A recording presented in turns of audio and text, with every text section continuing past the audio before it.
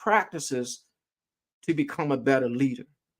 6 practices to become a better leader. The second practice is communicate effectively. Learning how to communicate effectively. Effective leadership demands strong communication skills, whether communicating vision or strategy, coaching, giving direction, navigating disagreements, making decisions, discussing ideas, or listening to feedback. All of these activities, my friend, depend on your ability to communicate effectively. And we're going to look at some skills that's going to help you, my friend, to communicate effectively.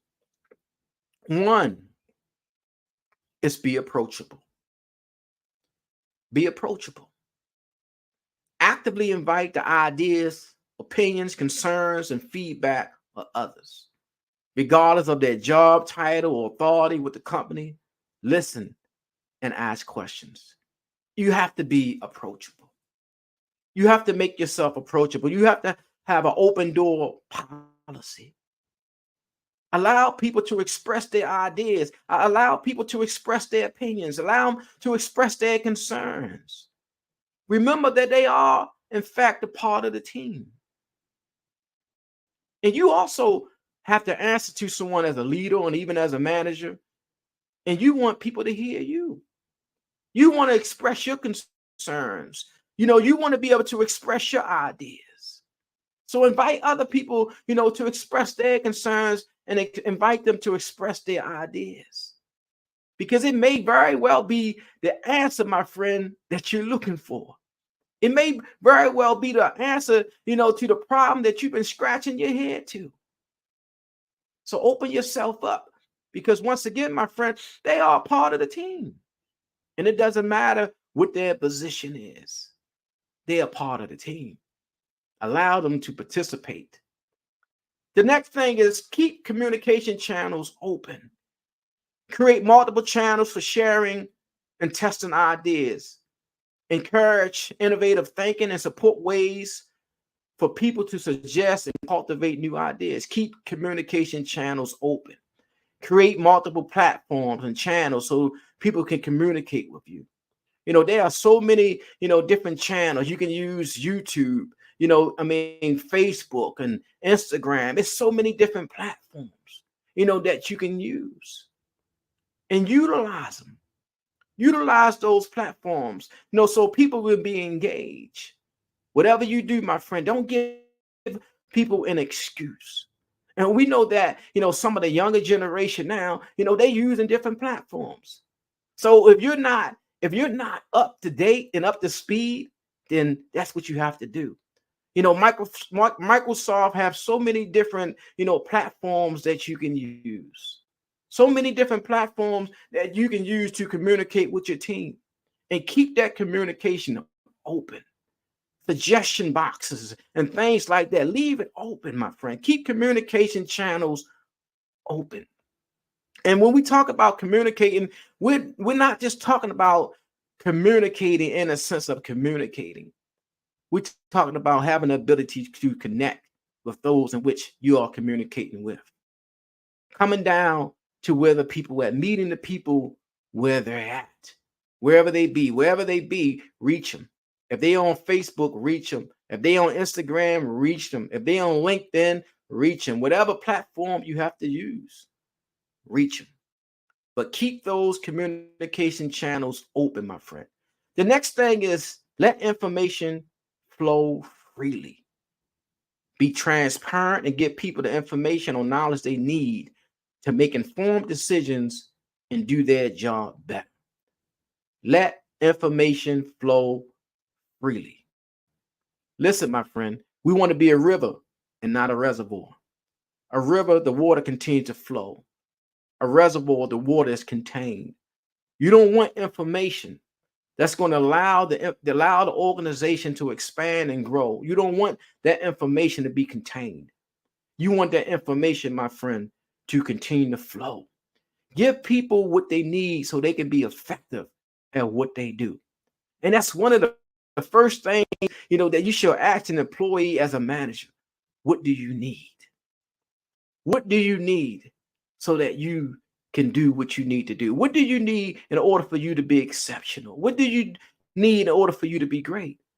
And in some cases, my friend, as a leader and as a manager, when you coaching employees and you work with them, you may have more experience than them. You may know what they need more so than they know. So when you see, that there is something that can help an employee to become better and be more effective and more efficient at what they do, don't hold back on the information. Give them what they need.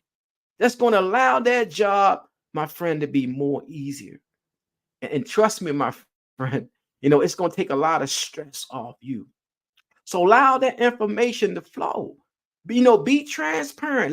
Let people know. Let people know, some of the challenges that they have. Let them know that it's normal, it's natural. Be transparent and let people know, when you first started in that role and how, challenging it was for you. Let people know some of the things that you did, to become better at what you do. Some of the disciplines that you incorporated, into your business strategy that allow you to be more effective and allow you to be more valuable, to the organization. But share your information. Share your experiences. Coach somebody, mentor somebody, help somebody to be better. The next thing, my friend, is embrace disagreements. Yes, embrace disagreements. We know that, on the job, there are a lot of trainers dealing with conflict resolution. Some call it conflict management. I don't believe that, you can manage conflict. I believe you have to resolve, conflict. But embrace disagreement. And a lot of time, conflict comes from a disagreement. And it's okay, to disagree. And it's also important to set rules when it comes down, to your disagreement. There's no need, for you to lose your job because, there's a disagreement. It's no need for you to become belligerent, because there's a disagreement. But when there's a disagreement, it's a time and opportunity to learn. When there's a disagreement, it's a time and opportunity to even evaluate your information. Because there's a chance that maybe the information, that you have could be wrong. Maybe you could be wrong, during this time of disagreement. It's possible. So a disagreement, my friend, is an opportunity to grow. A disagreement is also an opportunity to learn. So we're going to ditch the I'm right, you're wrong, type attitudes. And we're going to focus on reaching shared goals or creating the best outcome instead. It's not about me being right and you being wrong.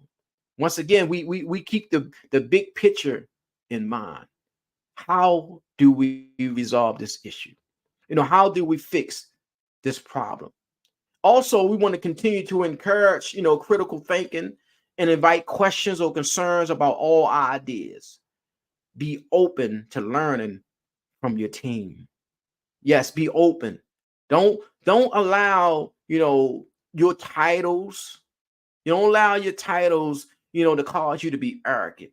Don't allow your titles to be the cause of your downfall, because you feel that, I have the position.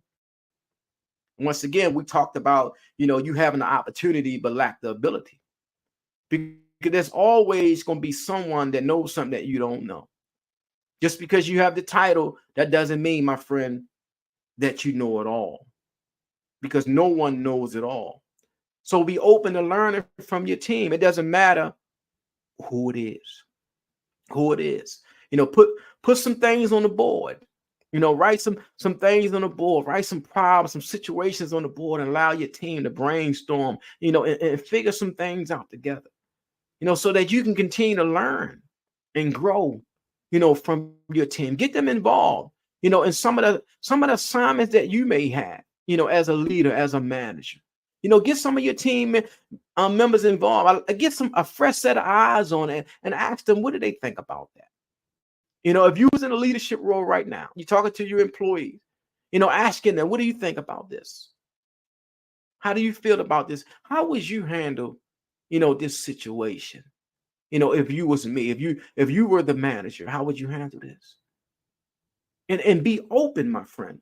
Be open to learning from your team. The next thing is communicate regularly and positively. Yes, communicate regularly every day. I mean, set up regular meetings and check up with your employees. But I'm not talking about, the type of meetings that your employees dread. I'm not talking about the type of meetings where you even dread, the type of meetings where you feel like you just really wasted an hour and a half, 30 minutes of the day.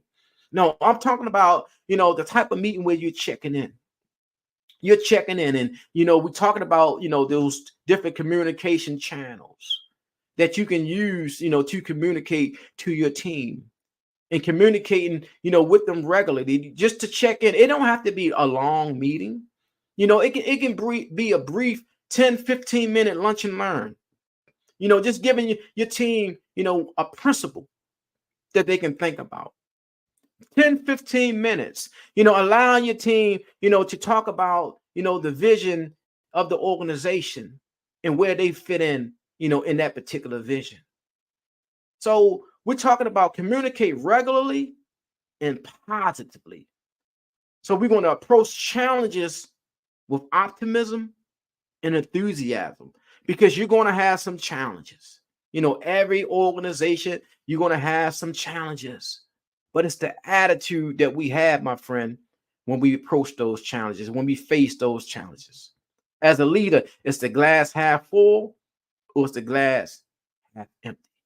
So we don't see challenges. We don't see challenges as stumbling blocks, but we see challenges as stepping stones. See challenges as the opportunity for your team to come together, for y'all to collaborate. See challenges as an opportunity for your organization to grow. So we want to keep that communication, my friend, keep it open.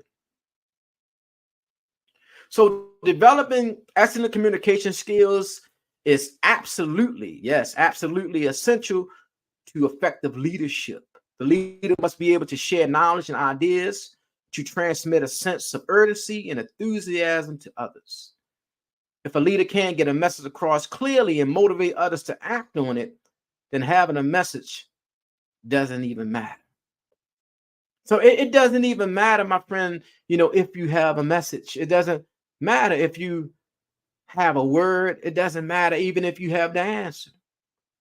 If you don't have a way of communicating that answer effectively, if you don't have a way of getting that message across, then it doesn't even matter that you even have it.